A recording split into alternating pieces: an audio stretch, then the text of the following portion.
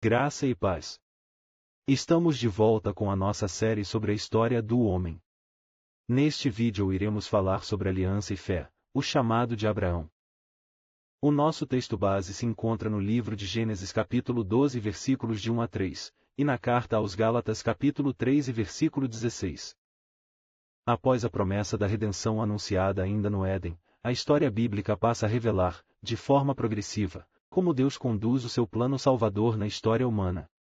O Senhor, que havia prometido uma semente vencedora, agora começa a trabalhar essa promessa dentro do tempo, chamando um homem específico por meio do qual essa redenção seria manifestada ao mundo. É nesse contexto que surge o chamado de Abraão, um marco fundamental na revelação do plano de Deus para a salvação da humanidade.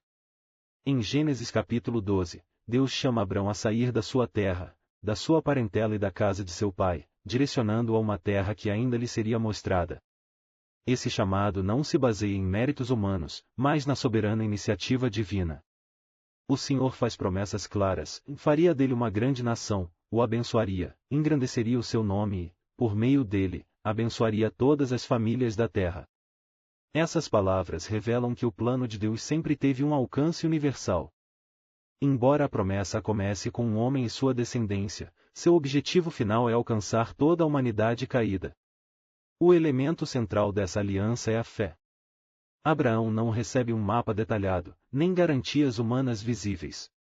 Ele recebe uma palavra, e essa palavra exige confiança.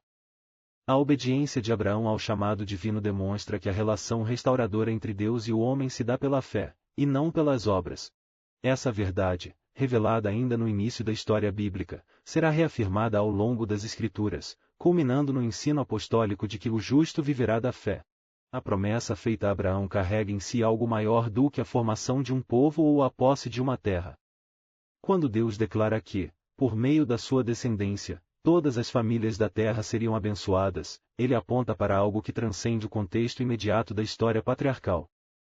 O apóstolo Paulo, em Gálatas capítulo 3 e versículo 16, esclarece que essa promessa não se refere a sementes, como falando de muitos, mas a uma só, e Cristo.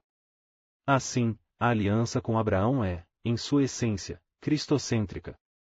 Ela não termina em Israel segundo a carne, mas encontra seu cumprimento pleno em Jesus, o descendente prometido. Essa compreensão revela a unidade das Escrituras. O Deus que prometeu redenção no Éden é o mesmo que chama Abraão, e o mesmo que, séculos depois, envia o seu filho ao mundo. A fé de Abraão, portanto, não estava apenas em bênçãos terrenas, mas na fidelidade de Deus em cumprir o que prometeu. Mesmo sem ver o cumprimento final, Abraão creu, e essa fé lhe foi imputada como justiça. A aliança abraâmica demonstra que a salvação sempre foi obra da graça divina, recebida pela fé. Antes da lei, antes dos rituais e das ordenanças cerimoniais, Deus estabelece um relacionamento baseado na promessa. Isso aponta diretamente para o Evangelho, onde o homem é justificado não por suas obras, mas pela fé em Cristo. Assim como Abraão confiou na promessa, o homem caído é chamado a confiar naquele que é o cumprimento da promessa. Dessa forma, o chamado de Abraão se torna um elo essencial na história da redenção.